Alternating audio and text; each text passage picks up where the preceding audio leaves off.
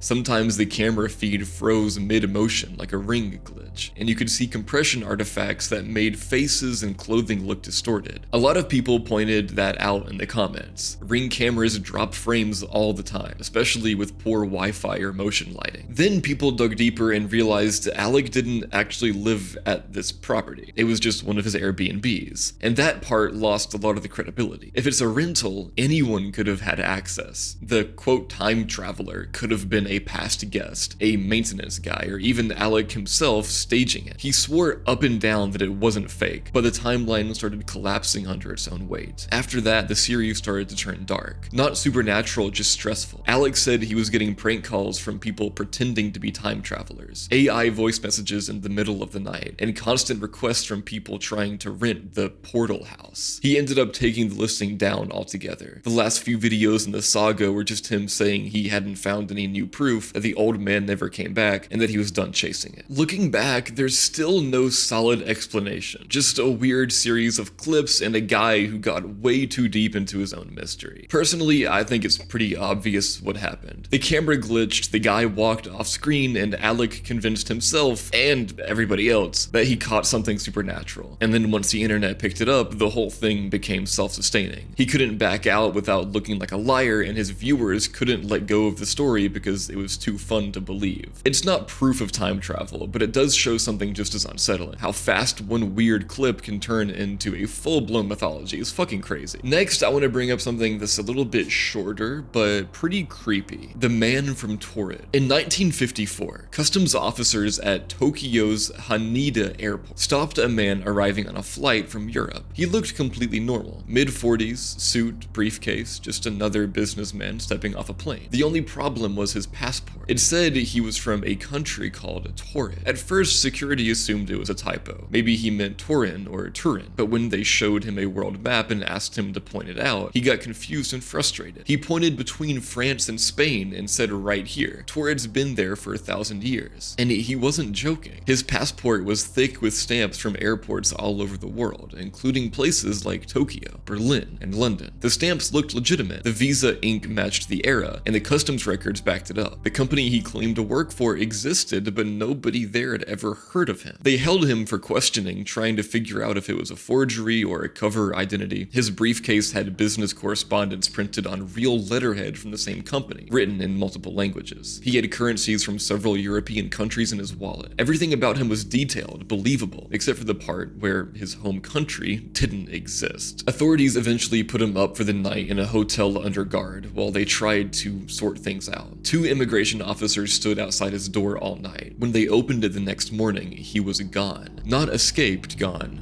Gone. The window hadn't been opened, there was no ledge to climb onto, and the room was high above the street. His passport, his documents, all of it vanished with him. Officially, there's no record that a man from Taured ever existed. The story first appeared in the 1960s in Japanese travel lore, later circulating in English-language UFO and time travel books in the 80s. Most historians think it's just an urban legend, a retelling of some mix-up that got exaggerated over time. But I don't know, it's creepy. And now I'm gonna change gears another time. Back in the early 2000s, the internet was still wild and unfiltered. Message boards felt like small secret clubs, strangers posting weird ideas late at night under fake names. It was that perfect window of time when people were cautious enough to believe almost anything, but skeptical enough to argue about it forever. And in late 2000, one of the strangest characters to ever appear on the internet logged in. A man calling himself John Titor, who claimed to be a time traveler from the year 2036. He didn't show up with any videos or photos, just text. His first appearance was on a forum called the Time Travel Institute, posting under the handle timetravel_0. He said he was a soldier stationed in the future, sent back to 1975 to retrieve an IBM 5100 computer, a real old-school machine that IBM actually made in the mid-70s. According to him, that computer had unique capabilities no modern system retained, and his mission was to recover one to debug legacy problems in 2036 after a global collapse. That detail instantly caught people's attention because it wasn't random. IBM engineers later admitted 5100 did have hidden code translation functions that weren't public knowledge at the time. Whoever was posting as John Titor clearly knew their tech history. Titor described his time machine in obsessive technical detail. He said it was built by General Electric, used 2 rotating micro-singularities to bend gravity, and was mounted inside a 1967 Chevy Corvette. He posted diagrams, formulas, even operational instructions. It sounded just believable enough. The tone wasn't frantic or sci-fi, it was methodical, like he was answering questions in a debrief. Over dozens of forum threads, he became a regular, patiently answering questions from skeptics, talking about paradoxes, world lines, and the many worlds interpretation of quantum mechanics. He claimed that when you travel in time, you don't rewrite your own past, you enter a new timeline that branches off from the one that you left. That idea let him make predictions without technically being wrong, because he could always say our world line had already diverged. As people pressed him for proof, Titor started revealing what life in 2036 supposedly looked like. He said America had gone through a second civil war starting in 2004, splitting into 5 regional governments before being reunited after a nuclear exchange in 2015. He described the future as decentralized and militarized, with most people living on farms, communities rebuilt around local trade and pre-internet technology. It was a bleak but oddly grounded picture, more post-industrial Midwest than sci-fi apocalypse. These threads blew up. In early 2001, John Titor started replying directly to people on Art Bell's Coast to Coast AM community, a radio show already famous for UFO UFOs and conspiracies. He debated physics students, doomsday preppers, random teenagers, anyone who questioned him. Every answer was calm, consistent, and strangely charismatic. Then, as quickly as he arrived, he was gone. By March 2001, the account stopped posting. No final message, no follow-up, nothing. Just a trail of predictions and cryptic hints about world lines, IBM computers, and a future war that never happened. After John Titor disappeared in 2001, his posts started spreading everywhere. Archived, reposted, and analyzed like scripture. People picked apart every technical claim, especially his supposed time machine. Physicists noted that he used real terminology. Kerr black holes, singularities, gravity distortion by mass, micro wormholes. But whenever experts dug deeper, the equations didn't hold up. It read like someone who understood general relativity at a pop science level. Enough to sound authentic, not enough to be right. His predictions started rolling in over the next few years. The Second American Civil War he warned about never happened. The 2015 nuclear exchange didn't either. Some fans tried to rationalize it, saying his world line must have diverged, meaning his warnings prevented our version of history from following the same path. But I mean, that's impossible to prove or disprove. Even so, a few details kept people hooked. He described social division in America, tension between states and the federal government, and a growing reliance on rural self-sufficiency, themes that actually became more visible in the 2010s. So while his timeline didn't unfold literally, the tone of what he predicted felt weirdly prophetic. Eventually, investigators dug into where the posts actually came from. In the mid-2000s, private researchers traced them to a family in Florida, the Haber family, who had filed a copyright for a screenplay titled John Titor, The Time Traveler's Tale. The address linked to a man named Larry Haber, a Florida entertainment lawyer representing an inventor who claimed to have designed the time machine. It looked less like a message from 2036 and more like an early viral ARG. Today, John Titor stands somewhere between folklore and prototype internet storytelling. He wasn't the first fake time traveler, but he was the first one to use the internet itself as the stage, so pretty interesting. So while I was digging through stories of supposed time travelers, I came across this guy named Andrew Basiago. And listen, I've seen a lot of weird stuff online, but this dude might be the most committed time travel believer alive. He claims that when he was a kid in the 1970s and 80s, he was secretly recruited by the CIA for something called Project Pegasus, a top-secret US government program that supposedly involved time travel and teleportation to Mars. Reminds me of Project Montauk. He has this 2-hour presentation on YouTube and it's wild. He talks in extreme detail. Names, locations, devices, dates, like he's reading from a classified report. Either he actually experienced this stuff or he's got one of the most vivid imaginations on Earth. According to him, Project Pegasus used children as test subjects because their developing minds could better handle the effects of time distortion. He says he was teleported across the country using something called a chronovisor, a kind of holographic time viewing machine, and that he personally visited Mars through something called a jump room. Basiago didn't just talk about this once and disappear. He's built his entire life around spreading these claims. He's a practicing lawyer, by the way, and he spent decades trying to convince people that the government has been hiding time travel technology since the Cold War. In 2016, he even ran for president of the United States on a campaign built around revealing the truth about time travel and extraterrestrial contact. His official campaign website, which you can still find on the Wayback Machine, is awesome. Right at the top, it says Andrew D. Basiago, one man in the name of truth. The guy literally called himself the first American to serve bravely in the secret US defense projects where time travel and voyages to Mars were first undertaken. And it only gets better. He had 100 separate policy proposals listed out. Everything from forcing government transparency about time travel to, quote, establishing an extraterrestrial contact policy. And he's got another section about aliens, claiming there are 57 extraterrestrial species visiting Earth right now. He divides them into 4 main types: the small grays, tall grays, reptilians, and Nordics. He says the US Air Force Academy literally used a textbook that documented them in the 1970s and that Earth needs a formal policy for interacting with. He even warns that some are friendly, some are neutral, and some might be hostile, so diplomacy matters. And just when you think it can't get any deeper, he drops his most famous claim, that one of his fellow child chrononauts in Project Pegasus was Barack Obama. According to Basiago, Obama, who at at the time went by Barry Sotoro, also participated in Mars missions. He says the two of them were teleported there together between 1981 and 1983, and that he once saw Obama walking across the Martian surface before entering a jump room back to Earth. When they locked eyes, Obama supposedly said, "We're here." At first, that sounds completely unhinged, but what's weird is how consistent his story is. He's repeated these details for decades. Same phrasing, same locations, same timeline. Wired actually ran an article about it years ago, summarizing everything from the jump rooms to his supposed conversations with Obama. Basiago treats the whole thing as historical record, not a theory. After hearing all that and researching this, I was curious to know what happened to him, like what's his life like now. And it turns out, like I said, he never stopped talking about Project Pegasus. He still gives interviews, still talks and shows up at disclosure conferences, still insists that the US government has had teleportation tech since the early 1970s. He says they used to send kids like him to the past and future, mostly to test timeline integrity, basically checking if history would stay stable after small changes. In his interviews, he always brings up something called the Chronovisor, which again is a viewing device supposedly developed by the Vatican and later used by DARPA to watch historical events. He claims he literally saw Lincoln give the Gettysburg Address using it. He also says he met people from the future, government liaisons who would brief him on events that hadn't happened yet. It's honestly insane how consistent he stays. Same phrasing, same tone, same confidence. Reporters have tried to challenge him, but he's kind of immune to debunking. Every time someone points out how physically impossible these things are, he just calmly says the technology's real but classified. Wired, HuffPost, and even a few local outlets covered him between 2011 and 2016, usually under headlines like "Man claims to have teleported to Mars with Obama." You'd expect him to be defensive or bitter, but he's always polite, articulate, almost lawyer-like, which makes sense because he is a lawyer. When I looked deeper into Project Pegasus itself, it's basically a mix of real Cold War DARPA projects and myth. There actually was a DARPA initiative in the late 1960s with that name, but it focused on computer networking, not time travel. Basiago just reappropriated the name. People in the UFO and exopolitics communities ran with it though. For years now, Project Pegasus has been one of the core legends in government time travel lore. Whole websites track supposed whistleblowers who claim to have been a part of it. Personally, I don't think Basiago's lying in the manipulative sense. I think he really believes it. Watching his lectures, there's this calm sincerity that makes it creepier than if he were just another grifter. He's built this entire personal mythology where he's both victim and prophet. The kid who saw the future,